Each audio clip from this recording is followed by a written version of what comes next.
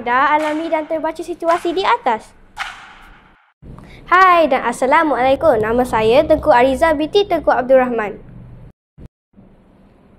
Nama saya Anis Amirah binti Ruzaini. Dan saya Waner Adira binti Waner Aminuddin dari Sekolah Kebangsaan Zainab 1 Kota Baru, Kelantan. Pembaziran elektrik di rumah merupakan satu isu yang sering dipandang ringan oleh masyarakat. Ramai yang tidak menyedari bahawa meninggalkan peralatan elektrik dalam mod siap sedia atau standby menyumbang kepada peningkatan bil elektrik. Pembaziran sumber tenaga dan lebih malang lagi boleh menyebabkan kebakaran. Oleh itu, kami bertiga mendapat idea untuk mencipta satu aplikasi Smart Sphere. Aplikasi ini dibangunkan menggunakan MIT App Inventor.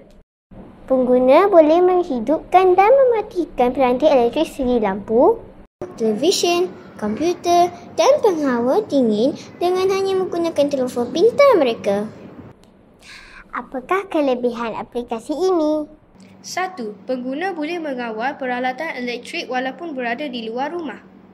Kedua, antara muka aplikasi yang mesra pengguna memudahkan sesiapa sahaja menggunakannya tanpa memerlukan kemahiran teknikal yang tinggi.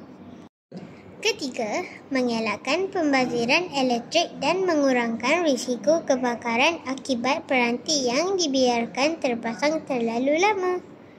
Smart Sphere juga memainkan peranan penting dalam menyokong 17 matlamat pembangunan mampan SDG, antaranya ialah SDG 9, Inovasi dan Infrastruktur, memanfaatkan teknologi pintar untuk meningkatkan kualiti kehidupan. SDG 12, Penggunaan dan pengeluaran bertanggungjawab, mengawal dan mengurus penggunaan tenaga dengan lebih bijak. Bagaimana aplikasi ini berfungsi? 1. Aplikasi ini berhubung dengan sistem rumah pintar melalui sambungan Wi-Fi atau Bluetooth. Kedua, pengguna hanya perlu memasang peranti pintar di rumah mereka dan menghubungkannya dengan aplikasi Smart Sphere ini. Ketiga, dengan beberapa klik saja, pengguna boleh melihat status peranti dan mengawal penggunaannya secara langsung dari telefon pintar mereka. Antara muka utama, pengguna perlu menekan butang Go On untuk ke antara muka menu utama. Antara muka menu utama, pengguna boleh memilih butang Living Room, Dining Room, Master Bedroom, Child's Bedroom, Gate, Main Door, Check Electricity Bill dan How to Save Electricity. Bila tekan butang Living Room, akan ke antara muka Living Room dan pengguna boleh mengawal lampu, komputer dan aircon pada jarak jauh. Tekan butang Home untuk ke antara muka menu utama. Pengguna boleh semak bil elektrik dengan menekan butang Check Electricity Bill.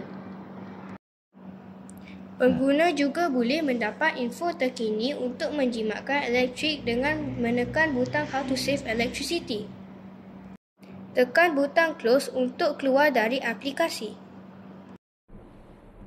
Kepentingan aplikasi ini dalam kehidupan harian.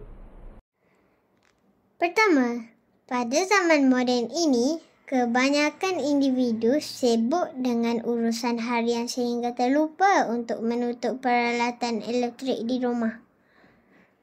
Kedua, dengan adanya Smart Sphere, pengguna boleh memastikan penggunaan elektrik yang lebih cekap dan selamat.